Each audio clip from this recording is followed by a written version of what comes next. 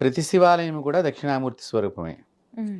So, ఈ శివాలయాల్లో వెళ్ళినప్పుడు పైన గోపురాల మీద ఈ దక్షిణామూర్తిది దక్షిణ వైపున స్వామివారి యొక్క చిత్రం ఉంటుంది.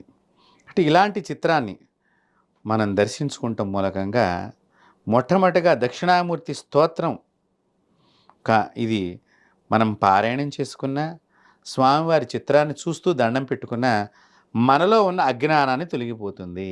చూడండి, స్వామివారి చిత్రాన్ని గనక మీరు ప్రతిరోజు మీ ఇళ్లల్లో పిల్లల్ని ఒక్కసారి అట్లా స్వామివారు అక్కడున్నారు చూడండి, ఇట్లా 2 చేతులతో నమస్కరించండి అనంటే చాలు, స్వామివారి యొక్క చూపు ఈ పిల్లల మీద ఉంటుంది.